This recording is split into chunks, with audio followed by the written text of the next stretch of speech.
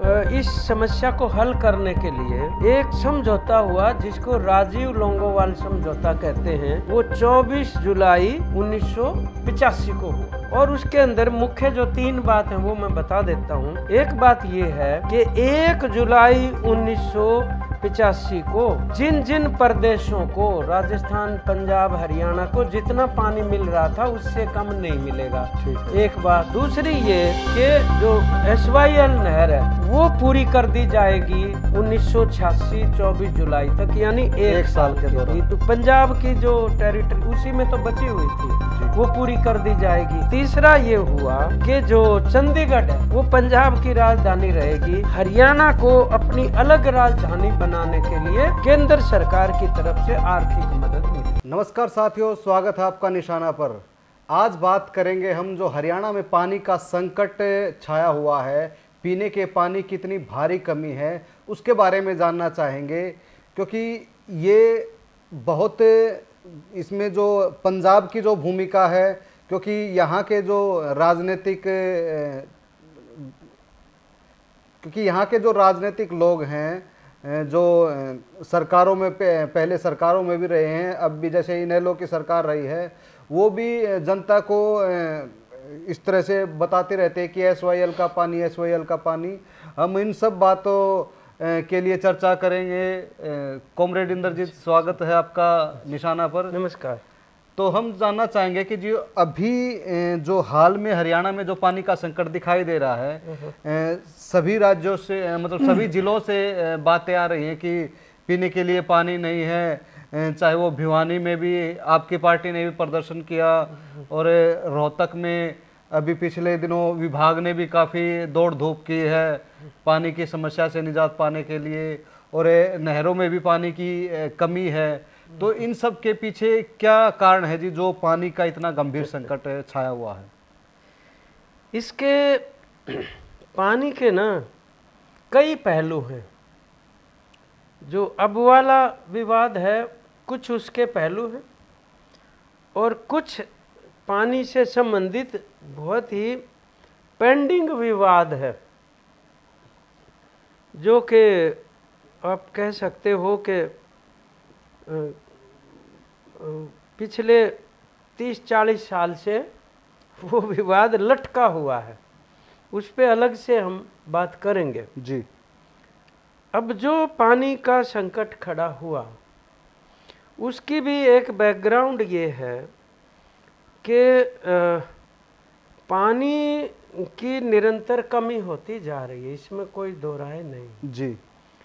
वो जो ग्लेशियर होते हैं ऊपर, जिनके बर्फ के पिघलने से जो पानी आता है, नहरों में पानी आता है, वो भी कम हो गए। क्योंकि ग्लोबल वार्मिंग कहते हैं, ये जो जलवायु के परिवर्तन हुए हैं पर्यावरण के, इसने पूरे जनजीवन को बहुत ही खराब तरीके से प्रभावित किया है।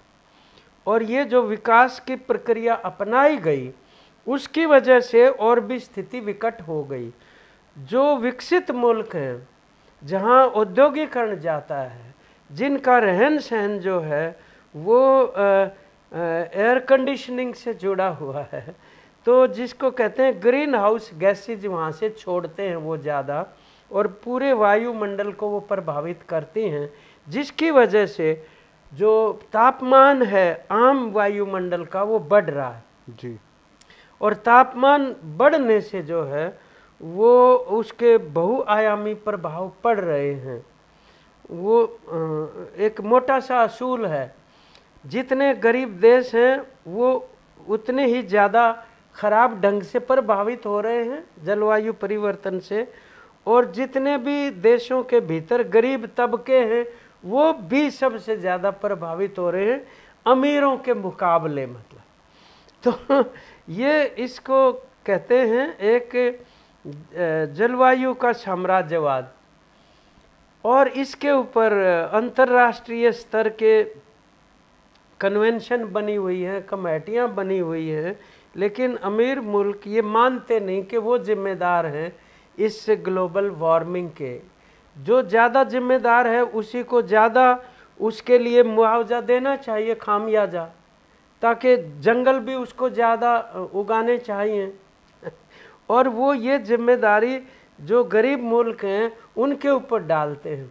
आप अगर ग्लोब पे दृष्टि डालेंगे तो अमीर मुल्क ऊपर को रहते हैं, नॉर्थ में ग्लोब के, और जो गरीब है वो साउथ में रहते हैं।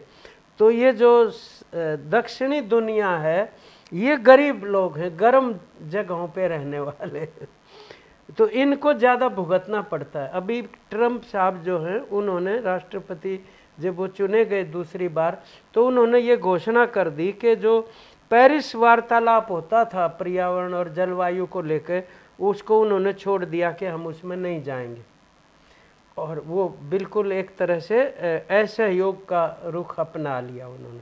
चलो हम उसमें बाद में जाएंगे, लेकिन इसका नतीजा ये हो रहा है कि उपलब्ध जल भी कम है नदियों के अंदर। हमारा मुल्क जो है वो, उसको कुदरत ने एक बहुत बड़ा वरदान दिया हुआ है कि उसके पास हिमालय पर्वत जैसे पहाड़ भी हैं जहाँ बहुत ज़्यादा बर्फ़ गिरती है, और दक्षिण के अंदर मतलब समुद्र तट भी जिसके पास उत्तर में भी हैं और पश्चिम में भी हैं, और दक्षिण में तो है ही। मतलब इतना बड़ा समंदर तट, एक ही समय में आप देखेंगे कि बर्फ़ भी गिर रही होती है और पंखे भी चल रहे होते हैं। इतनी विविध जलवायु का मुल्क जो है, खुशकिस्मती की बात है अपने आप में।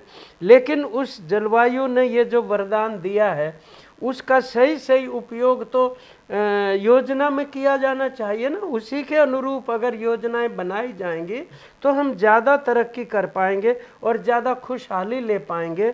लेकिन ये मोटे तौर पर केवल मतलब राष्ट्रों की सीमाओं तक सीमित नहीं है। अब जलवायु का मसला ये एक ग्लोबल मसला बन गया है, मतलब उस तरीके से। तो ये विश्व समुदाय की जिम्मेदारी बनती है कि वो पूरी परिपक्वता के साथ उसको पेश आना चाहिए, खिलवाड़ नहीं करनी चाहिए। और जो ये जो दोहन कर रहे हैं आंख मीच के, मतलब अंध उपभोक्तावाद के, कोयला है तो निकाल के ख़त्म करो, तेल है तो निकाल के ख़त्म करो, पहाड़ है तो तोड़ डालो, पानी है तो प्रयोग करो, इस प्रकार का पूंजीवादी जो प्रणाली है विकास की, इसके अंदर जिस तरीके का उद्योगीकरण ये कर रहे हैं वो भी इसका एक बड़ा नतीजा है। उस पर अलग से बात करने की ज़रूरत है। लेकिन अब क्योंकि पंजाब और हरियाणा के संदर्भ में आप बात कर रहे हैं पीने के पानी की खास तौर पे, उसमें जो सच्चाई की बात यह है कि दोनों का ही पानी की उपलब्धता घटी है। अच्छा। पंजाब की, हरियाणा की, राजस्थान की, दिल्ली की, हिमाचल की, चंडीगढ़ की, मतलब पूरे नॉर्थ में उनकी उपलब्धता सबकी घटी है। हम ये नहीं कह रहे कि, लेकिन अब सवाल ये है कि जितना भी पानी उपलब्ध है, हरियाणा और पंजाब के संदर्भ में बात क्यों की जाती है पानी के बंटवारे की? क्योंकि हम पंजाब ही तो थे। हाँ जी। 1966 से पहले तो जितनी भी मतलब परिसंपत्तियां थी या जितनी भी देनदारियां थी उनका बंटवारा तो 60-40 के हिसाब से हो गया जी, कि 60 और 40 के अनुपात में आपको ध्यान होगा कि हमारा जो सचिवालय है, मतलब हरियाणा और पंजाब ऐसे प्रांत हैं जिनकी एक ही राजधानी है, एक ही सचिवालय, एक ही असेंबली का भवन है जी। वो तो उस सचिवालय में जितने कमरे हैं वो 60-40 के अनुपात में बांट रखे हैं जी। ये अलग बात है कि बाद में पंजाब ने कुछ अपने अलग से कार्यालय जरूरत के अनुसार बढ़ा लिए, कुछ हरियाणा ने पंचकुला में अपने बड़े बड़े निदेशालय वगैरह इस तरह के, कोई कृषि के, शिक्षा के, बिजली के वो खोले हैं वो भी है बात एक। लेकिन पानी का बंटवारा जाहिर है वो भी तो फिर उसी के अनुरूप बटेगा, मतलब 1966 के हिसाब किताब से। अब हरियाणा बनने के बाद बीच बीच में पंजाब की कई सरकारों ने इसको राजनीति करने के लिए ये कह दिया कि हरियाणा का कोई हक नहीं बनता। अब जबकि राजस्थान का भी, जब ये जो सिंधु नदी का समझौता 1960 में हुआ, अंतर्राष्ट्रीय समझौता, उसमें इंडिया ने जो पानी अपने लिए रखा था उसमें राजस्थान का उपयोग भी शामिल था। इसलिए राजस्थान का एक अपना ये भी अधिकार सिंधु जो समझौते में से भी मिलता है, जिसके बारे में अभी हाल में ये कहा पानी बंद कर देंगे, ये कर देंगे, वो कर देंगे। एक बार कर भी दिया, फिर बोल रहे हमने एकदम से छोड़ दिया है तो अब ये बाढ़ आ गई, ये हो गया, वो हो गया। इस किस्म की बातें उचित नहीं होती, कभी भी नहीं करनी चाहिए। ठीक है भाई आपके, लेकिन जहाँ मानवता का भविष्य दाव पे होता है ना, वहाँ बिल्कुल इस तरह का संकीर्ण और ओछी बातें नहीं की जानी चाहिए, चाहे वो अंतर्राष्ट्रीय स्तर का हो और चाहे वो मतलब अंतर्राज्यीय स्तर की समस्याएं हों। बहरहाल हमारे यहाँ जो रावी और ब्यास्ती और सतलुज ये 3 नदियाँ अपनी हैं जो, और चिनाब और झेलम वो पाकिस्तान की तरफ चली गई मतलब। तो लेकिन पहले तो 5 थी, तो इसलिए पंजाब पंज आब, 5 पानी, आब पानी को कहते हैं, मतलब आबो हवा तो पंजाब नाम इसीलिए। लेकिन इनके बंटवारे का जो सवाल है उसके लिए कई सारे डैम बनाए गए हैं पानी को रोकने के लिए, नहीं तो जाया चला जाएगा सारा पानी, दोबारा फिर समुद्रों में पहुंच जाएगा। तो वो जो डैम बनाए गए अलग अलग नदियों के ऊपर, उसमें बिजली भी बनती है। और एक ऐसा बड़ा डैम नंगल जो जगह है पंजाब के अंदर, वहां पर बना जिसका नाम भाखड़ा डैम है।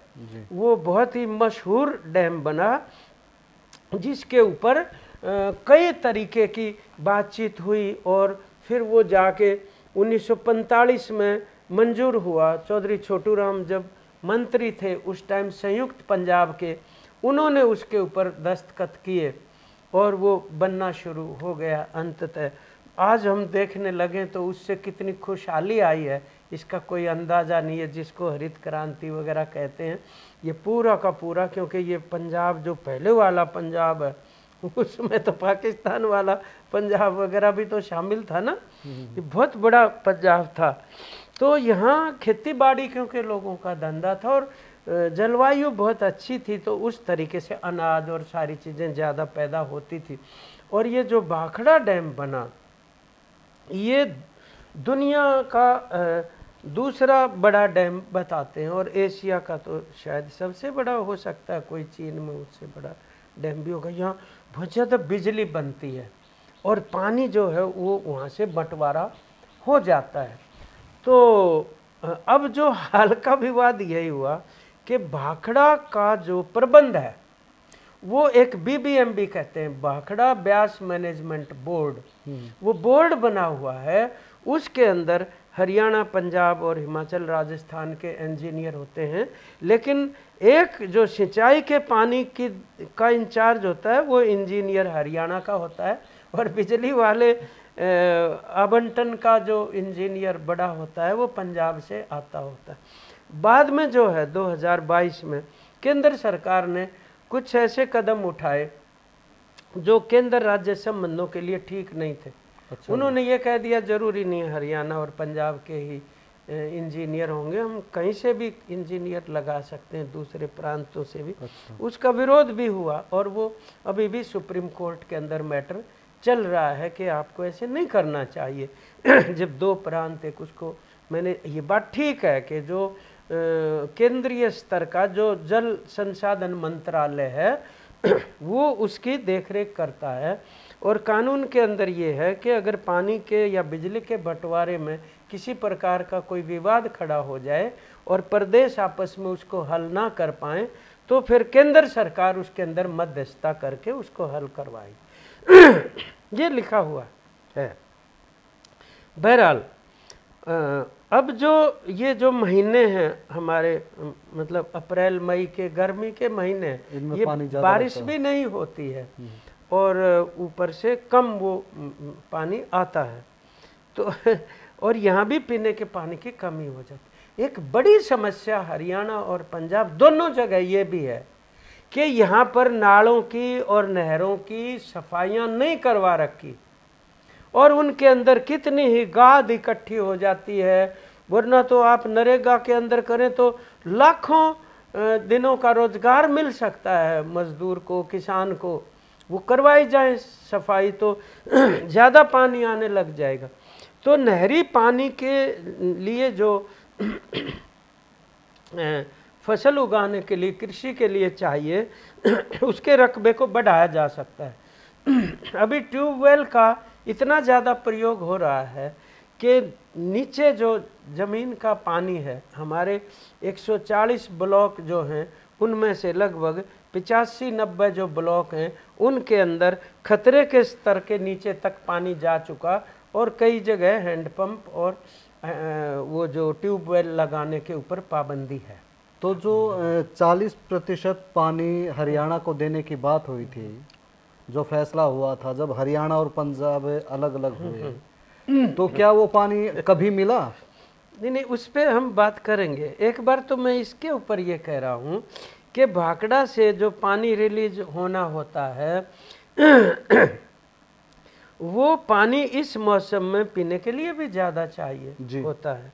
और अब जब मतलब धान की फसल लगाई जाएगी तो दोनों ही प्रांतों में उस टाइम भी ज़्यादा पानी की ज़रूरत होएगी। तो वो जो पानी छोड़ने का सवाल था, भाखड़ा ब्यास मैनेजमेंट बोर्ड की मीटिंग के अंदर जो 8,500 क्यूसिक पानी छोड़ने की बात हुई, वो पंजाब सरकार ने ये कह दिया कि हम नहीं छोड़ेंगे ये पानी, हमारे पास छोड़ने को अतिरिक्त पानी है ही नहीं। अतिरिक्त पानी से क्या मतलब है? अतिरिक्त मतलब जो पंजाब प्रयोग कर लेता है उसके बाद तो उससे जब इनकार कर दिया उन्होंने, तो हरियाणा सरकार लगा लो या केंद्र सरकार ने भी बहुत जिम्मेदारी के साथ इस मसले को हल करने के कदम नहीं उठाए, बल्कि वो भी कहीं ना कहीं एक तरह से राजनीति करने की सोची होगी, क्योंकि वहाँ आप पार्टी की सरकार है जी, यहाँ बीजेपी की है। आप पार्टी की सरकार और भगवंत मान जो मुख्यमंत्री हैं वो दिल्ली में उनकी चुनाव में हार गए वो जी। और पंजाब के अंदर जिस तरीके के हालात हैं उसमें बड़ी भारी लोकप्रियता से वो जीत के आए थे, लेकिन अब उतनी ही भारी अलोकप्रियता हो चुकी है उनकी। और जिस तरह से किसान आंदोलन के साथ व्यवहार किया उन्होंने, जिस तरह उनको उखाड़ा, गिरफ्तारियां की, उनके साथ मीटिंगों के अंदर मतलब बदसलूकी की, उसको लेकर वो किसानों में बहुत ज़्यादा रोष है उनके प्रति, मतलब तो वो अपने आप को बहुत असुरक्षित महसूस करते हैं अब मान साहब। अच्छा जी। तो वो ये ऐसे मसले हैं पानी जैसे, अब इसके ऊपर वो सोचते हैं कि हम अपनी थोड़ी सी बहादुरी दिखाएं कि हाँ भाई बड़ा मजबूत मुख्यमंत्री है। तो पानी जैसा एक संवेदनशील सवाल है, ये सेंसिटिव मुद्दा है जिसके ऊपर भावनाएं भड़काना थोड़ा आसान होता है, और पास्ट में भी विगत में इस प्रकार की भावनाएं भड़काई गई हैं, उसके ऊपर आप चर्चा करेंगे।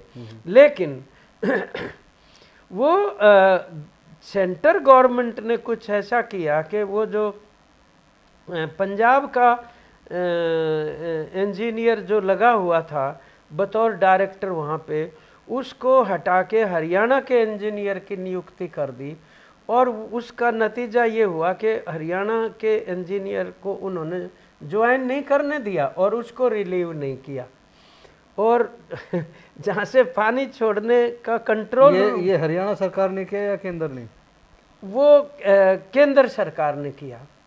तो उससे उनको ये मौका मिल गया कि वो हमारी बाजू मरोड़ के पानी लेना चाहते। वो बोले हम तो अगर कोई विनती करके पीने का पानी कोई मांगता है तो सोचा जा सकता है, लेकिन कोई बाजू मरोड़ के, अब कोई इसको कुछ भी कहा जा सकता है, वो एक अलग बात है। लेकिन मुख्यमंत्री पंजाब ने क्या किया, अपने बंदे ले जाके पुलिस वाले और कंट्रोल रूम पे कब्जा कर लिया।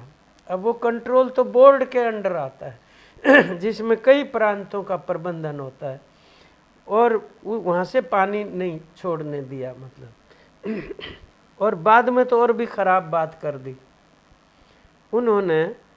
आप पार्टी के लोगों को ले जाके खुद अपने नेतृत्व में मुख्यमंत्री ने वहाँ धरने के ऊपर बिठा दिया कि किसी को मत आने देना और यहाँ हम अपनी मर्जी से इसको चलाएंगे। तो ये एक ऐसी बात है जो बहुत ही दुर्भाग्यपूर्ण है और इमैच्योरिटी जैसी बात है, जो मुख्यमंत्री के पद पे बैठे हुए व्यक्ति को इस तरह नहीं करना चाहिए। और वो जाहिर है क्योंकि यहाँ 4-5 डिस्ट्रिक्ट तो ऐसे हैं जहाँ पीने का पानी का भयंकर संकट है और जनरली तो है ही पूरे हरियाणा के अंदर। तो खैर मैटर सुप्रीम कोर्ट में चला गया और सुप्रीम कोर्ट ने पंजाब को कहा भाई आप ऐसा ना करो और पानी छोड़ दो। तो उन्होंने ये कह दिया कि नहीं नहीं हमारे पास है ही नहीं पानी छोड़ने को। और फिर मैटर हरियाणा जो है वो हाई कोर्ट में चला गया। हाई कोर्ट ने भी ये कह दिया कि अगर आप इस तरह करेंगे, पंजाब सरकार को निर्देश दे दिया, तो हम आपके ऊपर कंटेम्प्ट ऑफ कोर्ट कर देंगे, अवमानना का मामला। तो सुप्रीम कोर्ट की अवमानना पहले ही कर चुके हैं। उन्होंने करी नहीं, लेकिन उन्होंने ये कह दिया कोर्ट ने कि ये क्योंकि लड़ाई छिड़ी हुई है दूसरे मुल्क के साथ, तो इस तरह के मौके पे हम अवमानना नहीं कर रहे, वरना इसमें बनती है अवमानना जो है। तो वो मैटर यूं का यूं रह गया। और फिर नए एक से एक नया बहाना जो भगवंत मान बनाते रहे। वो कहने लगे असल में अब ज़्यादा पानी का प्रयोग होना शुरू हो गया है पंजाब में पहले के मुकाबले। क्यों हो गया? बोले हमने ना सारी नहरों की सफाई करवा दी। अच्छा। और नालों की सफाई, इतना ज़्यादा काम किया हमारी सरकार ने। अच्छा। कि बहुत ज़्यादा किसान की मांग पूरी होने लग गई। और पंजाब के किसान कह रहे ऐसा कुछ भी नहीं हुआ। अच्छा। कि भाई कोई बहुत ज़्यादा सफाई करवा के और ज़्यादा रकबा बढ़ गया हो। मतलब हम ये नहीं कह रहे कि भाई पंजाब के अंदर कोई सेम चढ़ गई हो, इतना ज़्यादा पानी वहाँ पे मिल, ऐसी बात नहीं। वहाँ भी कमी है, यहाँ की भी कमी है। तो खैर वो मसला जो है वो वहीं पे अटका हुआ है। और अब उन्होंने ये कह दिया कि एक्चुअली हमें तो इसलिए भी हम नहीं छोड़ सकते कि जो भाखड़ा नहर है उसकी रिपेयर होनी है, तो हम वैसे भी नहीं छोड़ सकते। कोर्ट कहे चाहे ना कहे, कोर्ट के कहने का कोई मायने नहीं बचते। अब तो रिपेयर होने, तो इसका मतलब खाली होना चाहिए वो। नहीं खाली तो मतलब पानी रिलीज नहीं कर रहे भाखड़ा नहर में। अच्छा। तो वो, लेकिन एक दूसरी रिपेयर होती है जो बिजली बनती है उसकी टरबाइन की। ठीक है। और उसके लिए उसका पानी का स्तर नीचे करना पड़ता हर साल। और इस दौर में वो किया जाना चाहिए। और उस जिस लेवल पे करना चाहिए उससे ज्यादा स्तर है वहाँ पानी का। यानी कि झूठ बोल रहा है वो। नहीं, बहुत बड़े हमारे इंजीनियर इन चीफ रहे हैं हरियाणा के, बहुत ब्रिलियंट किताब लिखी है उन्होंने, सीबी सिंह। हाँ, ये CB Singh Shoran, dynamic story of the Bhakra जी। पूरा इन्होंने इस पुस्तक के अंदर बहुत ही जाने माने मतलब विख्यात इंजीनियर इन चीफ रिटायर हुए। मैंने उनसे पूछा था, उन्होंने ये कहा इस दौर में ये कम वैसे भी कर देना चाहिए, टरबाइन के ऊपर पेंटिंग वेंटिंग और उनकी करनी पड़ती है जी। तो उस लेवल के ऊपर लाया जाना चाहिए। ये बचकानापन कर रहे हैं, उन्होंने ये कहा, ऐसा नहीं होना चाहिए। और वो बोले दो अरफी बात है, इसके ऊपर राजनीति हो रही है, कोई बहुत पेचीदा सवाल मसला नहीं है जो उसका। एक तो ये परिस्थिति है जिसके अंदर हमारा ये कहना है कि इसके ऊपर, इसकी बजाय कि भाई ये भी ऑल पार्टी मीटिंग हो, वहाँ भी ऑल पार्टी मीटिंग हो। हमारे यहाँ से जो हमारे साथी ओम प्रकाश और प्रेमचंद जो सचिव हैं हमारे CPIM के, वो गए थे ऑल पार्टी मीटिंग में, लेकिन उन्होंने एक पूरा लिखित नोट वहाँ सबको दिया और मुख्यमंत्री और सभी पार्टियों के नेतृत्व को वो नोट दिया, मीडिया को भी दिया। उन्होंने ये कहा कि भाई ये पीने का पानी के सवाल को मानवीय आधार पर ट्रीट किया जाना चाहिए और ये इसको राजनीतिक मसला न बनाया जाए और पानी का बंटवारा सौहार्दपूर्ण ढंग से होना चाहिए। परस्पर जनता के अंदर भावनाएं भड़काने की स्थिति होगी तो जो कुछ आज तक विगत में होता रहा, जिसके बहुत खराब नतीजे निकले, हजारों लोग मारे गए, आतंकवाद भी फैला, वो पानी से ही शुरुआत हुई थी उसकी भी। अच्छा जी। तो ये वो दिन याद करते हुए भी मतलब डर लगता है, कितने लोग शहीद हुए हैं, कुर्बानियां देश ने कितना भुगता है। पंजाब के एक मुख्यमंत्री जो हैं वो मार दिए गए आतंकवादियों द्वारा और प्रधानमंत्री इंदिरा गांधी की भी हत्या हो गई। इतनी बड़ी बड़ी घटनाएं भी उसके अंदर घटी, बहुत सारे लोगों की जान चली गई, हम उसको याद करते हुए भी डर लगता है। तो ऐसी बात नहीं होनी चाहिए कि दोबारा से काम खा के लिए वो तनाव पैदा किया जाए, जिसका फायदा आतंकवादी उठा सकते हैं, अलगाववादी उठा सकते हैं, कोई भी नकारात्मक अंसर होगा वही उठाएगा उसका। घर में लड़ाई होगी तो दूसरे मजे लिया करें जी। और नहीं, दूसरे भी क्या है, वो भी कई बार घर में ही हैं। मतलब इस तरह अलगाववाद फैलाने वाले कोई देश के भीतर भी तो है ही ना, जो इस तरीके की मतलब सांप्रदायिक राजनीति करते हैं या धार्मिक कट्टरता की राजनीति करते हैं। उसी का तो नतीजा था वो भी जी। खैर, ये बात हमारा स्टैंड उसके अंदर था, आज भी वही स्टैंड है। तो बेहतर यही होगा कि उसका जितना जल्दी हो सके बैठ के उसका हल होना चाहिए, और ये पीने के पानी का मसला होता है। मतलब जब से हरियाणा बना तब से जो हमारा 40% पानी मिलना चाहिए वो पूर्ण रूप से नहीं मिला है। वो फिर एक अलग मसला है, जो उस पानी के बंटवारे का जो मसला, वो पानी तो मिलता ही नहीं है अभी तक। नहीं ना वो इसलिए नहीं मिल रहा क्योंकि हमारे पास जो नहर है लाने के लिए पानी की, वो पर्याप्त उनकी कैपेसिटी क्षमता नहीं है कि उतने हमारे बाकी पानी को जितना हमें आवंटित है उसमें से हम जो ले रहे हैं, और जितना बचता है अभी भी, उस बचे हुए का हिस्सा लाने के लिए हमारे पास नहर नहीं थी। तो हुआ ये कि जब विवाद चल रहा था तो वो विवाद केवल पानी का नहीं था, चंडीगढ़ का भी था, और पंजाबी और हिंदी भाषा बोलने वाले इलाकों का भी था। अच्छा जी। इन्होंने हरियाणा वालों ने कहा बोर फाजिल्का के गांव इधर मिला दिए जाएं, तो उन्होंने ये कहा कि वो इसलिए नहीं मिलाए जा सकते हिंदी भाषी, क्योंकि बीच में पंजाबी भाषी गांव है तो वो नहीं मिल सकते हैं। तो ये जब चल रहा था विवाद, और पानी का भी विवाद था, तो कितने बार कमीशन बैठे, उन्होंने जा के पता किया कि कौन से गांव में कौन सी भाषा बोली जाती है। हमारा एक साथी था, वो मजाक करता था पंजाब मतलब हरियाणा और पंजाब के बंटवारे के समय हाँ, बंटवारे के बाद 66 के बाद जो कौन सा इलाके किधर जाने चाहिए, इस बात को लेके पंजाबी भाषी कौन से, हिंदी भाषी कौन से, इसी आधार पे तो हुआ था। पंजाबी सूबे का ही तो निर्माण हुआ था, यानी पंजाबी भाषी सूबा, और वही एक वैज्ञानिक आधार हो सकता है। वहाँ भी केरल मलयाली, फिर तेलुगु, फिर कन्नड़ और तमिल, इसी आधार पे तो बने हैं ना। इसी आधार पे हरियाणा पंजाब बना पंजाबी सूबे के रूप में। तो हमारा वो साथी मजाक करता, बोले इतने बड़े बड़े कमीशन बैठा रहे हैं कि हम जाके देखेंगे फलां गांव में पंजाबी भाषी हैं कि हिंदी भाषी हैं। वो मजाक में कहता था कि मैं बिल्कुल सिंपल फार्मूला बताता हूँ, गांव के शराब के ठेके पे जाके देख लो, ठेका शराब देसी हिंदी में लिख रखा है कि पंजाबी में, हिंदी में लिख रखा होगा तो हरियाणा का गाँव, पंजाबी में लिख रखा है तो पंजाब का गांव है। ये वो मजाक में कहते। खैर चलो वो अपनी जगह बात है, लेकिन हुआ ये कि जब ये विवाद चल रहा था उस समय के ऊपर एक समझौता हुआ,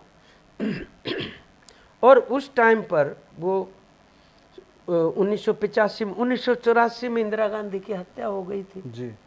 तो वो सारा नहर वहर बनाना, क्योंकि एक नहर ऐसी बननी चाहिए थी जो हमारा अतिरिक्त पानी हरियाणा का ले आती जी। अब वो हरियाणा में तो बन गई, वो खोद दी गई, जिसको SYL बोलते हैं, जिसको सतलुज यमुना लिंक SYL। कुछ लोग कहते हैं बहुत बड़ा मुद्दा रहा है राजनीति वालों के लिए, क्योंकि इस पे कई कहते हैं हम SYL का पानी लेके रहेंगे एक एक बूंद। असल में SYL का पानी नहीं है, वो पानी तो वो सतलुज का है, सतलुज का, और वो जमुना वाली नहर के अंदर वह लिंक आ जाएगी तो उसमें डल जाएगा जी। वो बननी थी।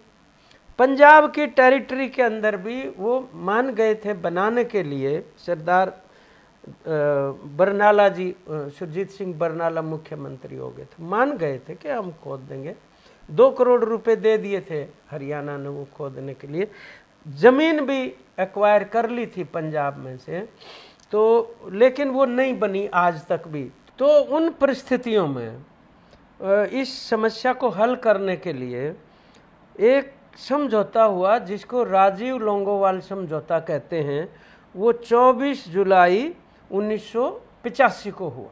अच्छा। और उसके अंदर मुख्य जो 3 बात हैं वो मैं बता देता हूँ।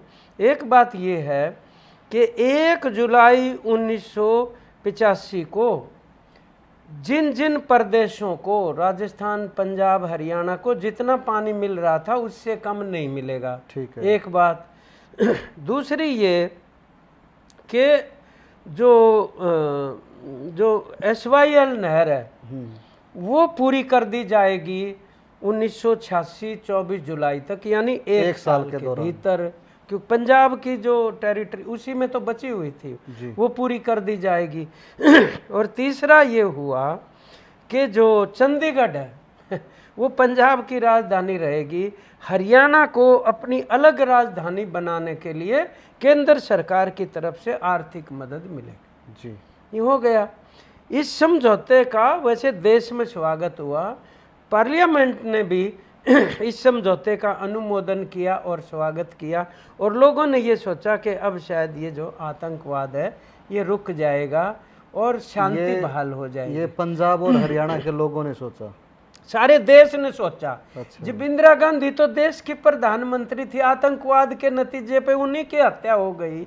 एक मुख्यमंत्री की होगी बेंत सिंह की। अच्छा। हमारे जो MLA थे डॉक्टर हरनाम सिंह, उनके घर के ऊपर हमला हुआ, उनका पुत्र और पुत्रवधू और एक और परिजन की मृत्यु हो गई, आतंकवादियों ने हमला कर दिया। ऐसे बहुत सारे हमले, कहीं पे बस में से उतार के हिंदुओं को, कहीं में से बस में से उतार के सिखों को, ये हिंदू सिख का मसला बनाने की कोशिश की। और 84 में तो दिल्ली के अंदर और दूसरे शहरों में सिखों के, निर्दोष सिखों की कितनी हत्याएं हुई, हजारों की संख्या के अंदर। वो भी बहुत दुखद चैप्टर है। निर्दोष लोग मारे गए, मतलब कितना डरावना दौर था, आप ये अंदाजा लगाइए। तो उसके समापन के लिए अगर कोई कदम उठता है तो राहत तो लेता ही है ना पूरा देश, मतलब जी ये बात है। मतलब तो ये हो गया। लेकिन दुर्भाग्य ये हुआ कि उधर से अकाली दल और भाजपा ने विरोध कर दिया, और इधर से जो है जो ये पंजाब के हरियाणा में भी विरोध हो गया। लोंगोवाल थे, ये कौन थे? संत हरचंद सिंह लोंगोवाल बहुत बड़ी शख्सियत थे। वो अकाली दल के अध्यक्ष थे, पंजाब के अकाली दल के अध्यक्ष थे। और उन्हीं की सरकार ने उस फैसले को मानने से इनकार कर दिया, उन्हीं की पार्टी ने। और वो उनकी हत्या कर दी गई। सबसे बड़ी बात ये हुई, लोंगोवाल जी की भी हत्या हो गई और स्थिति बिगड़ गई। और हरियाणा के अंदर भी न्याय युद्ध, उधर धर्म युद्ध वगैरह छिड़ के इन्होंने हरियाणा में भी कह दिया। तो देवीलाल ने, बीजेपी, दोनों, उधर बीजेपी अकालियों के साथ हो गई, इधर बीजेपी देवीलाल के साथ हो गई। इन्होंने कह दिया कि हरियाणा के साथ पानी के मसले के ऊपर अन्याय हुआ है, मतलब तो और उधर पंजाब में अकालियों उन्होंने कहा पंजाब के साथ अन्याय हो गया और हम नहर नहीं खुदने देंगे वगैरह वगैरह, और पंजाब के पास कोई देने को पानी नहीं है। ये अफसोस की बात है कि बहुत ज़्यादा इसको उलझा दिया गया राजनीतिक कारणों से। हालांकि वामपंथी पार्टियों ने राष्ट्रीय स्तर पे भी और दोनों प्रांतों की इकाइयों ने भी एक होकर एक स्वर से उसका स्वागत करते हुए उसको लागू करने की मांग की थी, मतलब कि इससे वातावरण ठीक बनेगा और ये जो राष्ट्रीय एकता को चुनौती मिल रही है इससे भी बचा जा सकता है, आतंकवाद से लड़ा जा सकता है, एकता बनी रह जाएगी। इसीलिए उनके सबसे ज़्यादा कार्यकर्ता भी मारे गए, लीडर मारे गए, फ्रीडम फाइटरों की हत्याएं हुई पंजाब के अंदर। आप ये अंदाज़ा लगाए, फ्रीडम फाइटर्स। हमारी किसान सभा के स्वर्ण सिंह चीमा जनरल सेक्रेटरी थे, पंजाब की हत्या हो गई। अब अवतार पाश कितने महान कवि थे, वो नौजवान होते हुए भी जब इतना उनकी हत्या हुई, इसी दौरान हुई, वो आतंकवादियों ने उनकी हत्या की। तो पंजाब के अंदर ये बड़ा, हमारे दीपक धवन थे नौजवान नेता, और कितने CPI, CPM, CPI, ML, इनके और जो भी वामपंथ के किसी भी तरीके के विचार रखने वाले लोग थे उनको प्रमुख निशाना बनाया गया, क्योंकि वो डट के खड़े हो गए थे इस अलगाववादी उसके खिलाफ। बहरहाल वो एक अलग विषय है। मतलब अगर वो उस टाइम पर लागू हो गया होता तो शायद वो SYL भी खुद गई होती। लेकिन उसके बाद एक और दौर शुरू हो गया। ये जो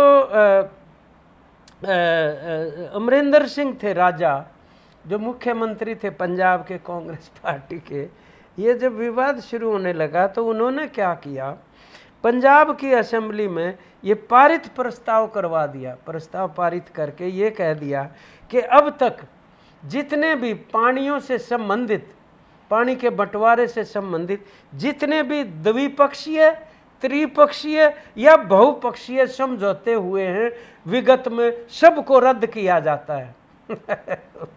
ये असेंबली से प्रस्ताव पारित करवा दिया।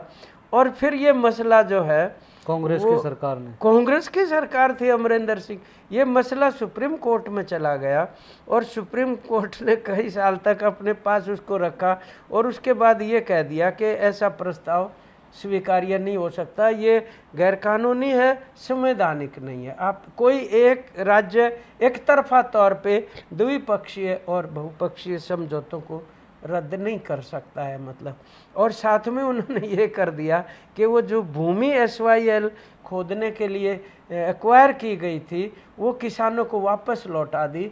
हालांकि किसान उस भूमि का कुछ कर नहीं पाए अभी तक भी। अच्छा जी, कि हम इसका क्या करें, अब वो प्रयोग में थोड़ी आ सकती है, खुदी हुई और वहां पर भी खुदी हुई है, अधूरी है, अधूरी खुदी पड़ी, उस पर खेती थोड़ी हो सकती है। मतलब तो ये उन्होंने कर दिया। मतलब और अब उसको और भी ज़्यादा दूसरा रूप दे दिया। वो ये कह रहे हैं हमारे पास है ही नहीं पानी देने को, तो SYL का क्या मतलब है बनाने का। वो ये कह, बहरहाल जो भी है ये, लेकिन उचित नहीं है जो दोनों प्रदेशों के बीच में टकराव किया जाए, कम से कम जनता के बीच में तो बिल्कुल नहीं होना। और इस बात के ऊपर हैरानी हो रही है मेरे को तो कि जो मुख्यमंत्री हैं पंजाब के, वो पंजाब की विपक्षी पार्टियों की आलोचना कर रहे हैं कि वो मेरा साथ क्यों नहीं दे रही। अच्छा, यानी मतलब वहाँ की कांग्रेस या जो दूसरी विपक्षी पार्टियां हैं, वो वैसे देखे इस मुद्दे पे तो उसका साथ देना चाहिए। वो कह रहा है कि मैं जब लड़ाई लड़ रहा पंजाब के हकों की तो वो चुप क्यों हैं। और वो मतलब जो किसान की जत्थेबंदियां हैं, किसान संगठन हैं, उनको भी, उनकी भी आलोचना कर रहा है कि वो हर एक बात पे रास्ते रोक के बैठ जाते थे, अब वो क्यों चुप बैठ गए वगैरह वगैरह। ये भी एक उकसावा करने की बात है। और इस तरीके की बात कहीं किसान संगठनों की तरफ से, राजनीतिक पार्टियों की तरफ से ना हरियाणा में होनी चाहिए, ना पंजाब में होनी चाहिए। ऐसे चीज़ें बिगड़ जाएंगी और जो पहले इतना ख़राब मतलब हम उसका अनुभव उठा चुके, उन दिनों की पुनरावृत्ति किसी भी रूप में नहीं होनी चाहिए। और पानी एक ऐसा मसला है जिसके ऊपर इस तरीके का प्राकृतिक संसाधन है, हवा, पानी, इसके ऊपर दोनों प्रदेशों की जनता के बीच, प्रदेशों या देशों के बीच में भी इसको लेके इस प्रकार का विवाद नहीं होना चाहिए, ऐसी हम कामना करते हैं। और ये चलो पीने का पानी है। तो दूसरी बात ये है कि आप मतलब भगवंत मान आंकड़े बता रहा है, इधर से मुख्यमंत्री हरियाणा आंकड़े बता रहा है। अरे तुम्हें मालूम ही नहीं जब किसी चीज़ का कि कितने MAF क्या होता है, कितने क्यूसेक क्या होता है, किस टाइम पर डैम से कितना पानी छूटना चाहिए और कितना वहाँ का लेवल है, तुम काहे को फालतू की बात कर रहे हो। वहाँ जब चीफ इंजीनियर बैठे हैं उनको बैठने दो, काम करने दो, बोर्ड को अपना काम करने दो, प्रेस कॉन्फ्रेंस उनको करने दो, वो बताएंगे ना आंकड़े। तो मतलब तो ये है, इससे जाहिर होता है कि ये खींचातानी से नहीं ये बात बनेगी। और अब क्योंकि चलो कोर्ट में भी वो अटका हुआ है मसला, तो कोर्ट भी उसका कोई मतलब सामान्य समाधान उसका निकाल दे, तो उससे ये कम से कम तात्कालिक तौर पर पानी की जो कमी, अभी शायद 20 मई के बाद तो अगला पानी छूटना है, ये साल का जो हिसाब होता है वो 20 मई को नया मतलब शुरू हो जाना होता है।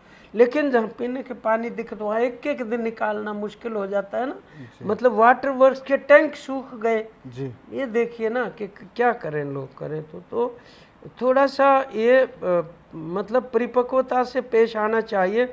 इसको कोई पार्टी के रूप में या मतलब राजनीतिक प्रयोग उसका नहीं किया जाना चाहिए, जो बहुत हो चुका ये पानी का राजनीतिक प्रयोग बहुत हो चुका और लोगों का विश्वास उठ गया। देखो मैं आपको एक बात बताऊं, जैसे पहले लोगों को भड़काना आसान था, अब भड़काना इतना आसान नहीं है। अब ये लोग ये भी समझ जाते हैं कि इनकी अब कोई वोट नहीं मिलने वाली और ये झूठ बोलते हैं और बेरोजगारी का कोई हल नहीं निकाल रहे, किसान को कर्जे से नहीं निकाल रहे, मजदूर को कोई रोजगार या कोई किसी तरीके की सुविधा प्रदान नहीं कर रहे, सामाजिक न्याय नहीं दे रहे, तो ये असली मसलों का ध्यान हटाने के लिए इस प्रकार के जो भावुकता वाले मुद्दे हैं उनको उठा रहे। अब लोग इस बात को समझने भी लगे हैं। तो इस समस्या का स्थायी समाधान क्या हो? नहीं, मैं कह रहा हूँ स्थायी समाधान तो तब होना जब बैठे आपस में। ये तो बात पक्की है कि परस्पर बैठने से ही हो सकता है, या फिर ये है कि भाई अदालत जो फैसला कर रहा है, जैसे मान लो सुप्रीम कोर्ट ने कह दिया भाई SYL बना दो, उन्होंने 2 बार आदेश वो दे चुका, तो ये तो अवमानना है उसकी, नहीं पूरा है तो, लेकिन मान लो उससे अवमानना कर देंगे तो बनेगी नहीं ना। अब मान लो वो और कुछ इस तरीके की बात, उन्होंने ये कहा है कि भाई सेंट्रल गवर्नमेंट इसकी जिम्मेदारी अपने ऊपर ले ले। अब सेंट्रल गवर्नमेंट का भी मतलब फर्ज ये बनता है कि वो दोनों प्रदेश की सरकारों से बैठ के और मध्यस्थता करके और एक व्यापक हित में उसका मतलब निपटारा करे। ये चीज़ ऐसी होती है जो मतलब लड़ाई लड़ने से या किसी को इस तरीके से करने से वो हल नहीं हुआ करती है। ये मसले इस तरह के, ये मतलब जो हमारा इतिहास है ये सिद्ध कर रहा है इस बात को कि उससे नहीं हल हुए, ट्रिब्यूनल के कमीशंस के दिए हुए निर्णय लागू नहीं हुए, सुप्रीम कोर्ट के नहीं हुए लागू। तो ये जाहिर है कि व्यापक हित में पानी का भी बंटवारा देखा जाए कितना कम हुआ है और किस समय के ऊपर इसका ठीक ढंग से, फिर ये जो नहरें वहरें हैं इनकी सफाई होनी चाहिए। हमारे यहाँ पंजाब और हरियाणा की बहुत बड़ी प्रॉब्लम है कि यहाँ पर धान और गेहूँ दोनों ही फसलें बच गई। हम कोई मतलब चावल खाने वाला प्रदेश थोड़ी हैं, दोनों ही प्रदेश चावल बेचने वाले प्रदेश हैं, लेकिन बहुत ज़्यादा पानी का प्रयोग हो रहा है धान में। तो फसल चक्र बदलने की जो बार बार बात आती है, उस चावल की बजाय दूसरी फसलें भी अडॉप्ट करें, दालें कर लें, तेल की फसलें कर लें, हम मतलब मकई जो है वो कर सकते हैं। और सरकार ये कहती है कि अगर इनको बदलेंगे आप तो हम उनको मतलब इंसेंटिव देंगे, प्रोत्साहन देंगे। दे नहीं रहे, लेकिन अच्छा दे नहीं रहे, सिर्फ कह रहे, वैसे कह देते हैं। मतलब कोई भी किसान अगर उसको बदलना चाहे तो मिल कुछ भी नहीं रहा, तो कहने की बातें। लेकिन ये सच्चाई की बात है कि धान गेहूं का फसल चक्र जो है वो राजस्थान का इलाका, हरियाणा और पंजाब और उत्तर प्रदेश का इलाका भी ऐसे हैं जिनको ये फसल चक्र बदलने की ज़रूरत है। और हमारी ये खुद किसान आंदोलन की भी मांग है, लेकिन उसके लिए हालात पैदा किए जाए। नहीं तो ये पानी मतलब लड़ते रहेंगे और पानी घटता रहेगा तो भी कहीं पर नहीं पहुंचेंगे। तो कम पानी की जो किस्में और कम पानी की फसलें वो, और वेस्टेज पानी का ना हो किसी भी तरीके से, उसके ढंग सिंचाई के भी प्रयोग, हमारे यहाँ कहते हैं फ्लडिंग तरीका है सिंचाई देने का, खोल दिया नाका तो खोल दिया, मतलब दूसरे जो तरीके हैं स्प्रिंकल करने के हैं या टपका प्रणाली के हैं या दूसरे तीसरे हैं, उनका प्रयोग नहीं हो रहा है। उसके ऊपर मतलब लड़ने में ज़्यादा दिलचस्पी दिखाते हैं, हल करने और हमारे यहाँ तो पानी पे बहुत लड़ाई होती है, गांव में भी, गांव के भाई में भी हो जाती है। तो ये एक बड़ी गंभीर समस्या है। हालांकि ये समस्या उस तरह से है नहीं जिस तरह से बनाई गई है। सही बात है वो, परंतु पानी की कमी जो है वो आने वाले समय में बढ़ेगी, तो दूसरे तरीके प्रयोग होने चाहिए, मतलब इसमें कोई दो राय नहीं। तो ये थे कॉमरेड इंद्रजीत जी, जिन्होंने जानकारी दी कि हरियाणा में जो पानी की समस्या है वो क्या है, किस तरह से है, इसके पीछे की जो पूरी घटना है ये सब आपके सामने रखी। इसमें जनता को भी जागरूक होना पड़ेगा, क्योंकि इन सब परिस्थितियों को देखे तो ना तो हरियाणा सरकार इसके लिए कटिबद्ध है और ना ही पंजाब सरकार कहती है कि हम नहीं देंगे, हरियाणा सरकार कहती है कि हम लेंगे। हालांकि उनकी भी उस तरह से नीयत नहीं दिखती, क्योंकि केंद्र में भी देखें अभी फिलहाल बीजेपी की सरकार है, हरियाणा में बीजेपी की सरकार है।